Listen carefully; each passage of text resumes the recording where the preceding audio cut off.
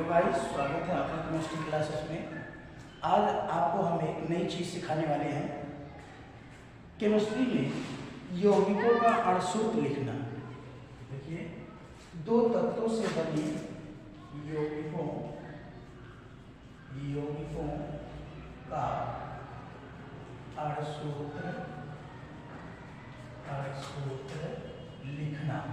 देखिए, बिल्कुल आसान तरीके से, सिंपल तरीके से हम आपको बताएंगे। कभी आप नहीं बोलेंगे, आपको किसी भी यौगिक का अणसूत्र याद करने की, रटने की आवश्यकता नहीं है।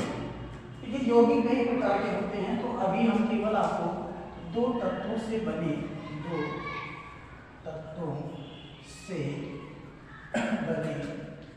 यौगिकों का नामकरण, दो तत्वों से बने यौगिकों का नामकरण हम आपको बताते हैं।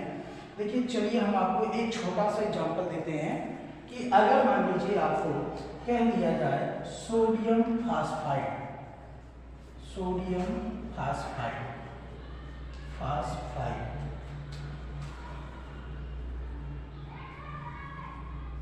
देखिए एक एग्जांपल है सोडियम फास्फाइड।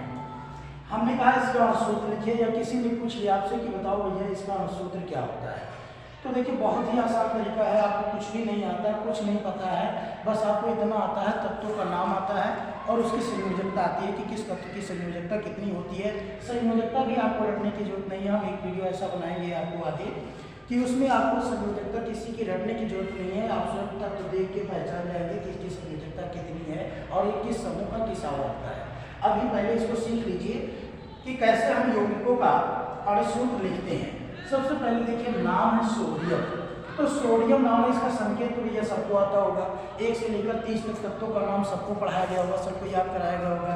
तो सोडियम का संकेत क्या होता है?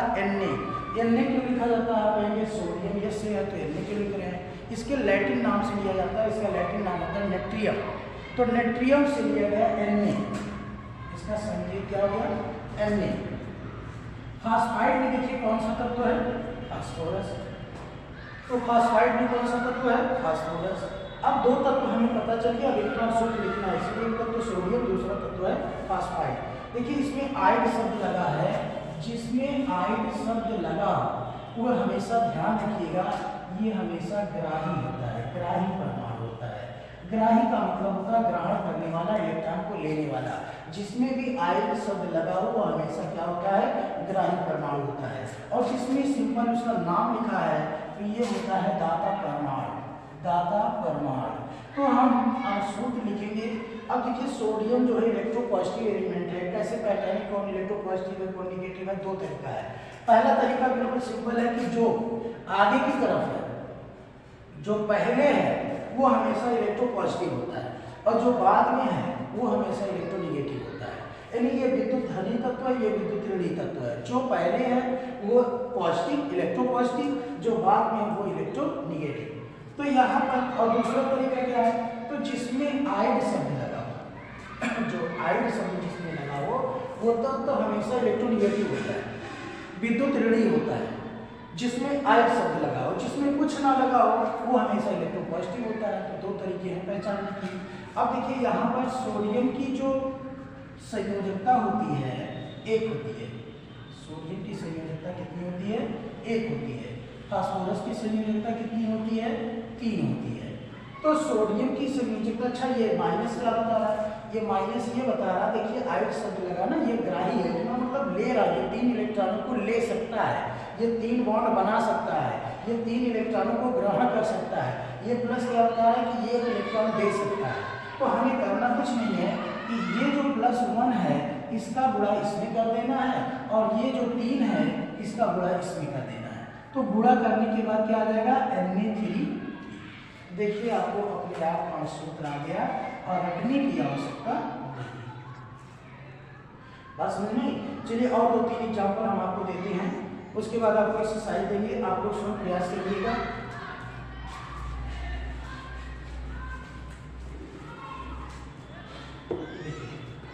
एग्जाम्पल नंबर 2, जैसे कह दिया sodium sulphide, sodium sulphide, sodium sulphide.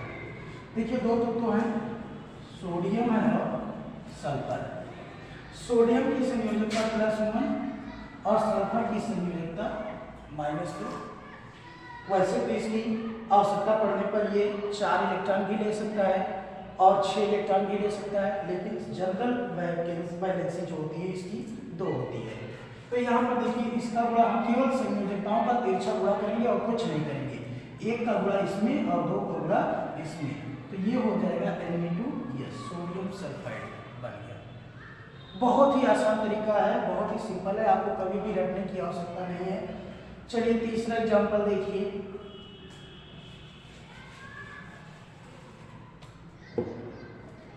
जैसे कहते हैं मैग्नीशियम नाइट्राइड, मैग्नीशियम नाइट्राइड, तो देखिए इसमें मैग्नीशियम है, इलेक्ट्रोपॉजिटिव एलिमेंट पहले है। ये कह सकते हैं कि ये सिंपल नाम लिखा हो, इसमें आईडी नहीं लगा कुछ, ये इलेक्ट्रोपॉजिटिव एलिमेंट। आईडी इसमें आईडी जुड़ा हुआ तो ये इलेक्ट्रोनेगेटिव एलिमेंट है। तो ये हो गया नाइट्रोजन, नाइट्रोजन है और मैग्नीशियम है। मैग्नीशियम पर +2 चार्ज, नाइट्रोजन पर -3 चार्ज, इसका मतलब इसकी वैलेंसी 2 है और प्लस क्या दिखा रहा है कि ये 2 इलेक्ट्रॉन दे सकता है। इसकी वैलेंसी 3 है, माइनस क्या दिखा रहा है कि 3 इलेक्ट्रॉन ग्रहण कर सकता है। अब 2 का गुणा इसमें और 3 का गुणा इसमें, Mg3N2। ये देखिए अणुसूत्र कर दिया। चलिए और देखिए, आपको 2 एक्सरसाइज 2 एग्जाम्पल और करा दें। जैसे कहें calcium oxide, calcium oxide, calcium oxide. तो देखिए इसमें क्या क्या है, कैल्शियम है और ऑक्सीजन है। कैल्शियम इलेक्ट्रोपॉजिटिव एलिमेंट, इसमें हमेशा पॉजिटिव चार्ज रहेगा, कितने इलेक्ट्रॉन ये दे सकता है 2। ऑक्सीजन हमेशा निगेटिव चार्ज, कितने इलेक्ट्रॉन ले सकता है 2। इसका गुणा इसमें, इसका गुणा इसमें, ये आ गया C2O2, C2O2, 2 कॉमन ले लीजिए, CaO बन गया। और एक एग्जांपल देख लीजिए।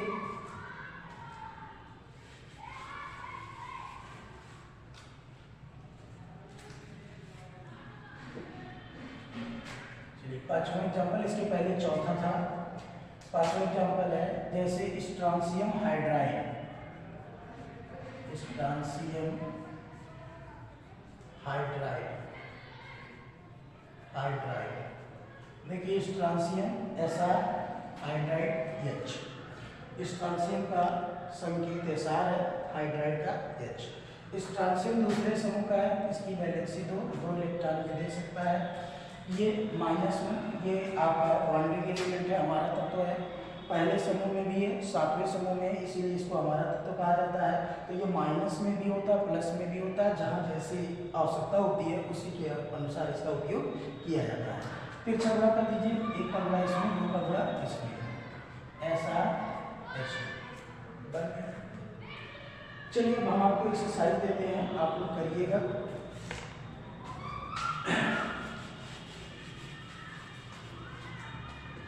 ये छोटा छोटा वीडियो, ट्रिकी वीडियो हम आपको बताएंगे।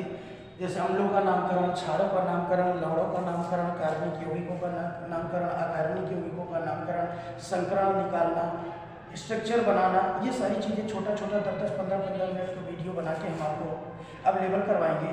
और आप हमारे चैनल को सब्सक्राइब कर लीजिए, जिससे जितना भी वीडियो हम आपको अपलोड करेंगे तो आपको नोटिफिकेशन मिलता रहेगा और आपको जानकारी होती रहेगी। अगर आप बराबर देखते रहेंगे वीडियो, तो जो छोटी छोटी चीज़ें हैं वो आपको क्लियर होती रहेंगी। चलिए एक्सरसाइज देखिए।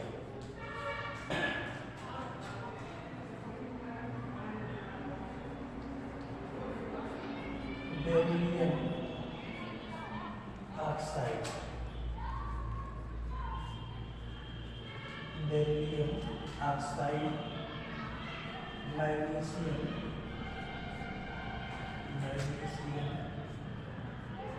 Oxide,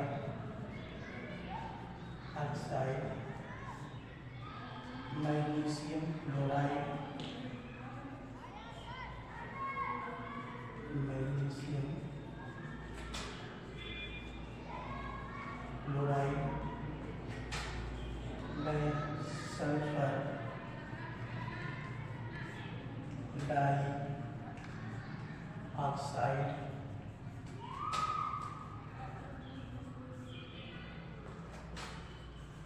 lithium,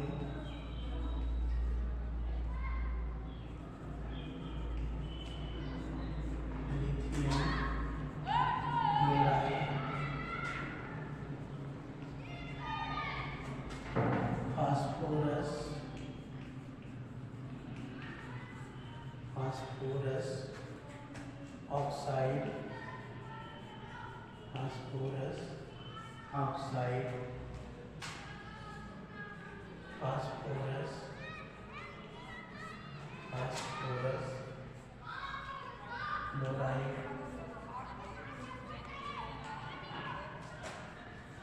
nitrogen chloride,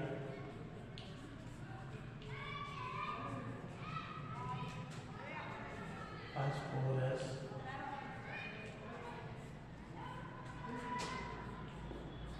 pentachloride,